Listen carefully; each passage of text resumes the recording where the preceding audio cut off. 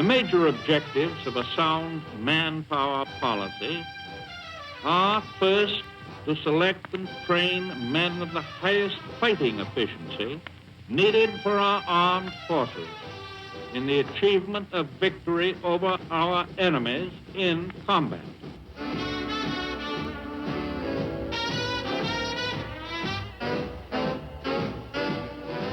Second, to man our war industries and farms with the workers needed to produce the arms, munitions, and food required by ourselves and by our fighting allies to win this war. It is not that we do not have enough people in this country to do the job. The problem is to have the right number of the right people in the right places at the right time.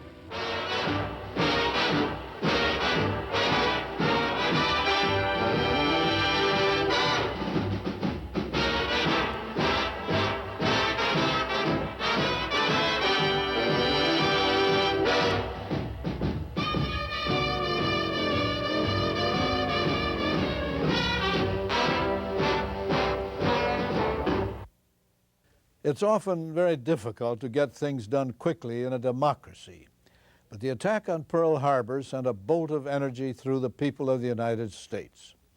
At first there was shock and disbelief, then bewilderment and fear, but once the battle was joined and the enemy sized up, there came a fierce and universal determination to win, no matter what the cost.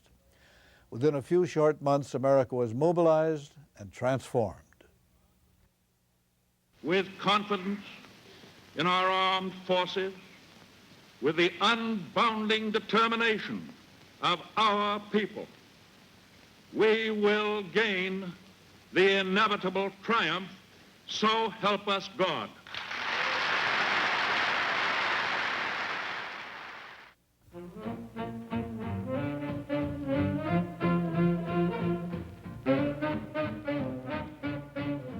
Young men stormed the recruiting offices that Monday morning after Pearl Harbor.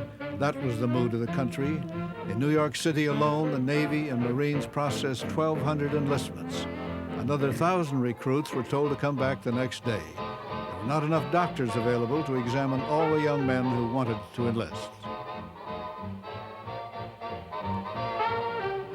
Suddenly, there were more men willing to serve than the armed forces could put into uniform. At the beginning, men had to wait months to be drafted, until new training facilities could be built, until enough old soldiers could be taught how to train the new civilian draftees.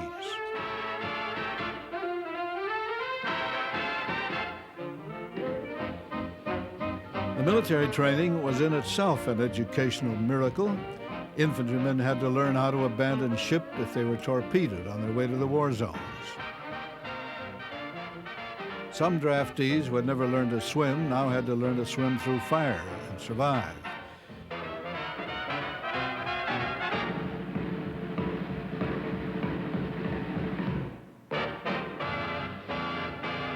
They had to get used to live ammunition overhead, mud and barbed wire.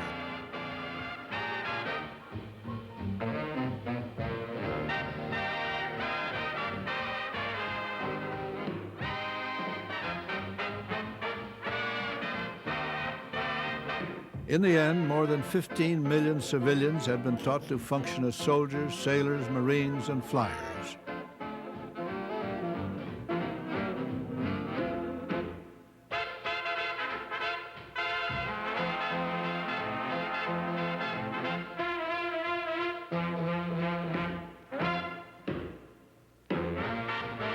Movie Fan magazine celebrated the Hollywood stars who joined the armed forces.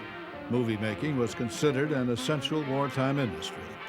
Draft deferments were available, but many stars turned them down and went into the service.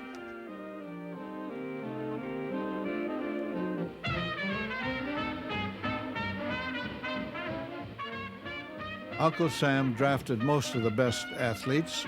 Joe DiMaggio, the New York Yankees, went to the Army. So did Hank Greenberg, the Detroit Tigers home run slugger. Heavyweight champion Joe Louis was assigned to the cavalry.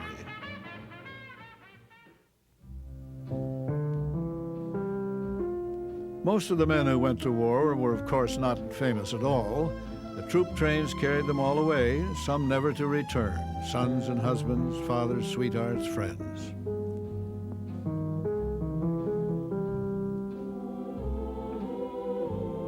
There will be other lips that I may kiss,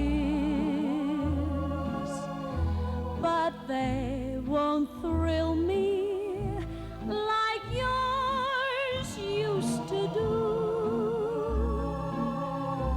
Yes, I may dream a million dreams, but how can they come true if there will never, ever be another you?